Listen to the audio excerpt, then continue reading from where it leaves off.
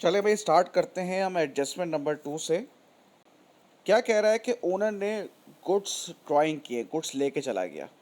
जब भी हम कोई चीज़ ड्राइंग करते हैं वो बिजनेस से कम हो जाती है, तो जो गुड्स होते हैं वो कहाँ रखे जाते हैं, वो परचेजेस में रखे जाते हैं।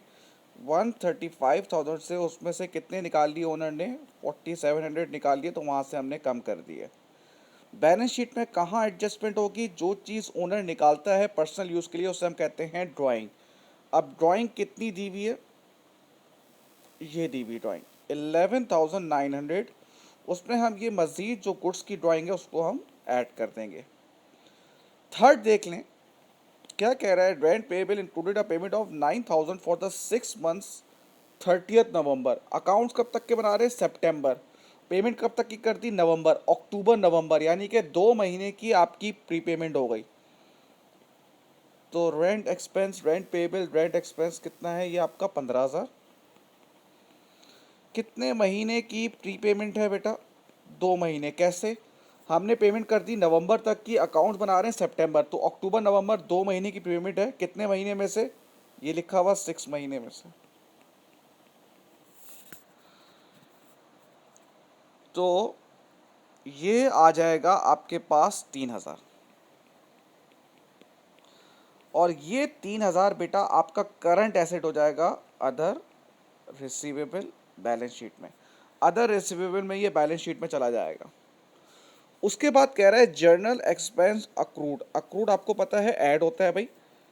जर्नल एक्सपेंस अक्रूड, इसको ऐसे भी याद कर सकते हैं, ए फॉर अक्रूवल और ए फॉर एडिशन। बाकी इसकी लॉजिक वगैरह सब क्लास में चल रही होंगी बेटा, टीचर्स आपको बता रहे होंगे। प्लस अक्रूड 2600 और प्री पेमेंट वेजेस भी अक्रूड है। चले भाई वेजेस का है,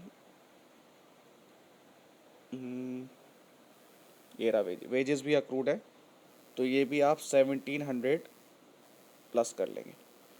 और जो दोनों अक्रूड होंगी ये आपकी अदर पेबल, यानी कि ये आपकी करंट लाइबिलिटी है। ठीक है भाई। अब नेक्स्ट देखते हैं रेंट रिसीवेबल। ये तो आपकी अदर इनकम है। आउटस्टैंडिंग मतलब अक्रूड। अक्रूड हमेशा ऐड होता है बेटा, देख लेते हैं भाई। रेंट रिसीवेबल ये रहा, इसमें प्लस हो जाएगा अदर इनकम में 150। और ये अक्रूड इनकम है। अक्रूड इनकम आपका करंट एसेट होती है। अच्छा, एक और चीज़ मुझे नज़र आई, डिस्पोजल के आगे क्रेडिट लिखा हुआ है। देखो बेटा, क्रेडिट जो नेचर होती है वो इनकम की होती है। अगर डिस्पोजल के आगे क्रेडिट का लिखा हुआ है, इसका मतलब है ये आपकी अदर इनकम में गेन ऑन डिस्पोजल है। ठीक है भाई। फिर कह रहा है ऑन 26 सितंबर motor vehicle costing was purchase by cheque, no entries had been recorded. चलें भाई, सबसे पहले तो ये डेप्रिसिएशन में आ जाएगा। मोटर व्हीकल कितने की है हमारे पास? मोटर व्हीकल है 40,000, हमने परचेज किए तो हमारे पास आई है कितने की? 12,000, 52,000। अब मोटर व्हीकल का रिड्यूसिंग बैलेंस मेथड है, इसका मतलब है पुराना डेप्रिसिएशन माइनस होगा मोटर व्हीकल का इनटू 25%। तो मोटर व्हीकल का जो डेप्रिसिएशन आ रहा है वो आ रहा है 10500। अच्छा, इसके बैलेंस शीट में हम क्या करेंगे? मोटर व्हीकल कितनी है भाई? 52,000। ये कैसे आया मैंने आपको बताया, प्रोविजन फॉर डेप्रिसिएशन। पिछले साल का डेप्रिसिएशन कितना था मोटर व्हीकल का? पिछले साल का था मोटर व्हीकल का 10,000, और इस साल का है 10,500। तो ये मिला के हो गया आपका 20,500। तो ये इसमें से माइनस होगा तो नेट बुक वैल्यू आ जाएगी 31,500। कि जो बैंक से आपने पैसा दिया है, बैंक में कितना पैसा था आपका? ये लिखा हुआ है 13,350। पैसा दिया है तो पैसा कम हो जाएगा। कितना पैसे की खरीदी है आपने? 12,000। ये बैंक बैलेंस शीट में ये हो जाएगा। अच्छा, उसके बाद आप देखेंगे भाई, अच्छा एक और उसमें भी होगा। अच्छा, उसके बाद कह रहा है an appropriate amount of 10 year lease. ये डेप्रिसिएशन कह रहा है भाई। चले पहले लीज होल्ड प्रीमिसिंग, प्रीमिसिस। प्रीमिसिस की कॉस्ट कितनी है? 1,20,000। और कितना है बेटा? 10 साल। तो हर साल का कितना हो जाएगा? 12,000। और बैलेंस शीट में क्या होगा भाई? ये रहा प्रीमिसिस। प्रीमिसिस आपका कितना है? 1,20,000।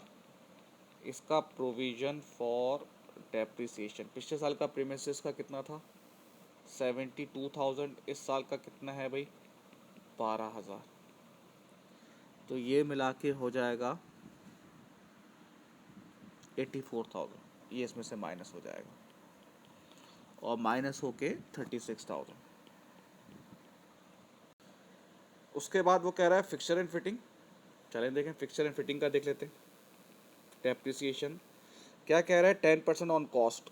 फिक्सचर एंड फिटिंग 19,000 कॉस्ट है, उसका 10%, तो ये हो जाएगा आपके पास 1900। बैलेंस शीट में क्या होगा बिल्कुल वैसे ही, फिक्सचर्स कितना है 19,000 लेस प्रोविजन फॉर डेप्रिसिएशन। पिछले साल का डेप्रिसिएशन कितना था 7,600, इस साल का कितना है 1,900, तो ये मिला के हो जाएगा आपके पास 9,500।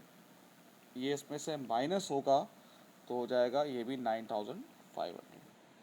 अब है ट्रेड रिसीवेबल। अब देख लो भाई एडजस्टमेंट नंबर 6 में एक तो बैड डेट आ गया 750। अब प्रोविजन फॉर डाउटफुल डेट निकालना है भाई।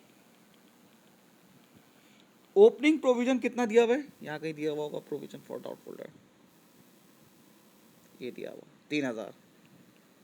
और क्लोजिंग प्रोविजन कितना दिया हुआ है। अब ट्रेड रिसीवेबल में से बैड डेट माइनस होगा क्योंकि बैड डेट एडिशनल इन्फॉर्मेशन में दिया हुआ है 23,250 है, ये 23,250। इसमें से बैड डेट माइनस करूंगा 750 और प्रोविजन निकालूंगा 4%, तो वो 4% आ रहा है 900।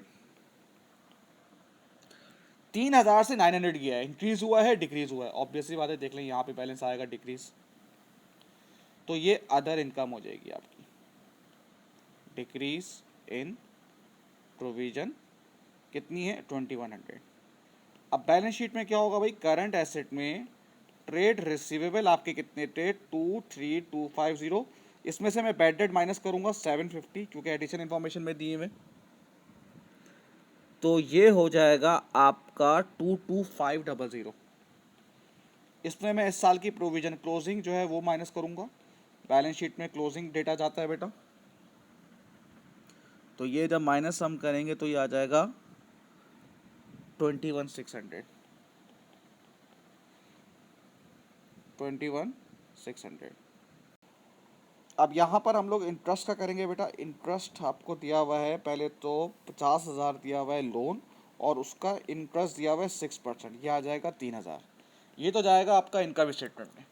अब देखना ये अक्रूड है या प्रीपेमेंट है। पूरे साल का इंटरेस्ट बनता है 3,000 और हमने इंटरेस्ट पे कितना किया है 3,000। 3,000 ही पे किया है, इसका मतलब है ना ही अक्रूड है ना ही प्रीपेमेंट है। पूरे साल का जो इंटरेस्ट बनता था वही आपने पे कर दिया। Thank you.